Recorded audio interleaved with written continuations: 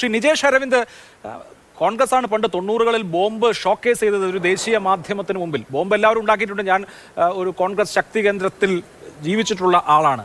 സഹകരണ ബാങ്ക് തെരഞ്ഞെടുപ്പ് പിടിക്കാൻ പോലും ബോംബ് ഉപയോഗിക്കുന്ന നാടായിരുന്നു കണ്ണൂർ. നമ്മളെല്ലാവരും വിചാരിക്കുന്നത് അതിനൊക്കെ മാറ്റം വന്നു, നമ്മൾ കൂടുതൽ ജനാധിപത്യത്തിന്റെ വെളിച്ചത്തിലേക്ക് കടന്നു എന്നൊക്കെയാണ്. പക്ഷേ ഇപ്പോഴും ആക്രി പെറുക്കാൻ വരുന്ന ആളുകൾ തൊട്ട് കുഞ്ഞുങ്ങൾ ഫുട്ബോളോ ക്രിക്കറ്റോ ഒക്കെ കളിക്കാൻ പറമ്പിലേക്ക് പോയാൽ വരെ മക്കളെ പന്തല്ലാതെ മറ്റൊന്നും എടുക്കരുത്, ബോംബാകാമെന്ന് അമ്മമാർക്ക് ഉപദേശിക്കേണ്ടി വരുന്ന, തേങ്ങ പെറുക്കാൻ പോകുമ്പോൾ തേങ്ങയുടെ കൂടെ ബോംബ് കൂടി എടുത്ത് വരരുതെന്ന് ശ്രദ്ധിക്കേണ്ടി വരുന്ന ഒരു സാഹചര്യത്തിലാണ് ഇപ്പോഴും ജീവിക്കുന്നത് എന്നുള്ളതാണ് ഒരു വലിയ കഷ്ടമായ അവസ്ഥ. സർ ഒരു കാര്യം പറയണ്ട്, അത് എടുക്കേണ്ടി വരില്ല, ചവിട്ടിയാലും പൊട്ടുമല്ലോ. ചവിട്ടിയാലും പൊട്ടും. ഓക്കെ, പറഞ്ഞോളൂ നിജേഷ്, പറഞ്ഞു. അല്ല അഭിലാഷേ, ഈ അരുൺകുമാറിൻ്റെ രണ്ടാം ഘട്ട പ്രസ്താവനയെ ഞാൻ സ്വാഗതം ചെയ്യുന്നു. അത് ഏത് കാലത്തും ഉണ്ടാവുന്നതാണ്, ഇപ്പോഴും ഉണ്ടായി. പക്ഷെ അദ്ദേഹം ആദ്യം ചെയ്ത കാര്യങ്ങൾ എന്താ? MV ജയരാജനെ പോലെ കുറേ ക്യാപ്സ്യൂളുകൾ ശേഖരിച്ചു, ആ പ്രദേശത്തോട് നടന്ന കുറേ കൊലപാതകങ്ങൾ, ദുരൂഹമരണങ്ങൾ എന്നൊക്കെ പറഞ്ഞു. എന്നിട്ട് AK ആന്റണി വന്ന വീട്, ആ വീട്ടിൽ കോൺഗ്രസ്സുകാരൻ എന്നൊക്കെ പറഞ്ഞ് ഇതിനെ ഡൈവേർട്ട് ചെയ്യാനുള്ള ശ്രമമാണ് അദ്ദേഹം നടന്നത്. ഒരു സഹോദരി, ആ സഹോദരി വന്ന് അദ്ദേഹത്തെ അവരുടെ നാളത്തെ ജീവിതത്തിനെ പറ്റി പ്രയാസപ്പെട്ട് സംസാരിക്കുമ്പോൾ CPM-ന്റെ പ്രതി പറഞ്ഞതാണ് 4 വർഷമായി അവരവിടെ ഇല്ലാത്തതാണ് എന്നൊരു പഞ്ചായത്ത് മെമ്പർ സാക്ഷ്യപ്പെടുത്തിയിട്ടുണ്ട് എന്ന്. ഇതാണ് യഥാർത്ഥ ആറ്റിറ്റ്യൂഡ്. എനിക്കും നിങ്ങൾക്കും അറിയാം, അഭിലാഷിനും അറിയാം. സിദ്ധാർത്ഥ് എന്ന് പറയുന്ന ഒരു ചെറുപ്പക്കാരൻ ഒരു കോളേജ് ക്യാമ്പസിനകത്ത് കൊല ചെയ്യപ്പെട്ട് 3 ദിവസം തുടർച്ചയായി പീഡിപ്പിക്കപ്പെട്ട് കൊല ചെയ്യപ്പെട്ടിട്ട് ഇന്നേ ദിവസം വരെ ഒരു സാക്ഷി ഉണ്ടായിട്ടില്ല. ഒരാൾ പറഞ്ഞിട്ടില്ല. പലവട്ടം ആവർത്തിച്ചിട്ടും ഒരാൾ ക്യാമറയ്ക്ക് മുന്നിൽ വന്ന് പറഞ്ഞിട്ടില്ല. അരിയിൽ ഷുക്കൂറിനെ കൊല്ലുമ്പോൾ 500 ആളുകൾ ഉണ്ടായിരുന്നു, ഒരാളും കുറ്റപത്രം വരെ സമർപ്പിച്ചു. അതാണ് അവിടെയാണ് അരുൺകുമാർ, അവിടെയാണ് അരുൺകുമാർ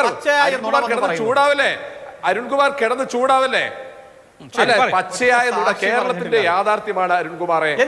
KS ഹരിഹരൻ യൂണിവേഴ്സിറ്റിക്ക് അടുത്ത് ചേലേമ്പ്രയിൽ താമസിക്കുന്ന KS ഹരിഹരൻ വടകരയിൽ നടത്തിയ ഒരു പ്രസംഗം, ആ പ്രസംഗത്തിന്റെ പിറ്റേ ദിവസം ഈ കാലഘട്ടം വരെ ബോംബ് കാണാത്ത ചേലേമ്പ്ര യൂണിവേഴ്സിറ്റിക്ക് അടുത്ത് വന്ന് ബോംബ് പൊട്ടി. ആരാ പൊട്ടിച്ചത്?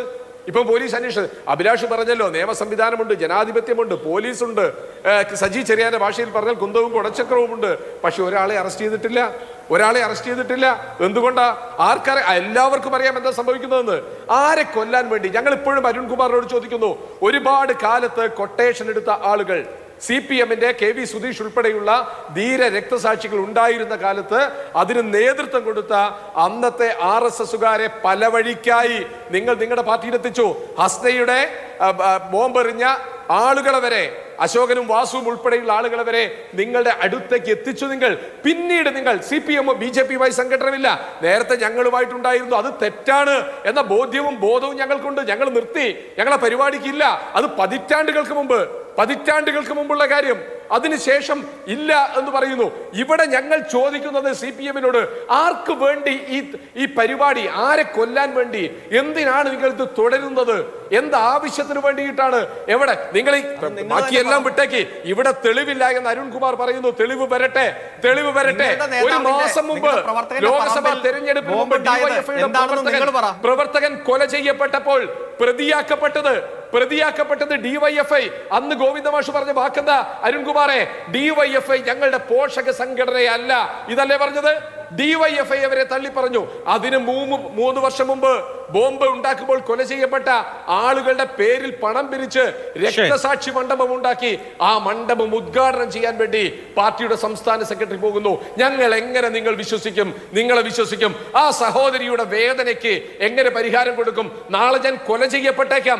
ഒരു മാധ്യമത്തിൽ വന്ന് ആ സ്ത്രീ പറയാൻ, സത്യം പറഞ്ഞതിന്റെ പേരിൽ എല്ലാ വാതിലുകളും അടഞ്ഞു കിടക്കുന്ന, ജനലിലൂടെ മാത്രം നോക്കുന്ന ഒരാളും പുറത്തു വരാൻ ധൈര്യപ്പെടാത്തിടത്ത് ഒരു ആർമി ഓഫീസറുടെ മകൾ എന്ന നിലയ്ക്ക് എനിക്ക് സത്യം മാത്രമേ പറയാൻ കഴിയൂ. ഞാൻ സത്യം പറയുന്നു. ആ പ്രദേശത്ത് മറ്റൊരു പാർട്ടിയുമില്ല എന്ന് പറഞ്ഞ ആ സഹോദരി നിങ്ങളോട്, നമ്മളോട്, സമൂഹത്തോട്, ലോകത്തോട് പറഞ്ഞതിന് സംരക്ഷണം കൊടുക്കാനെങ്കിൽ നമ്മൾക്ക് സാധിക്കോ?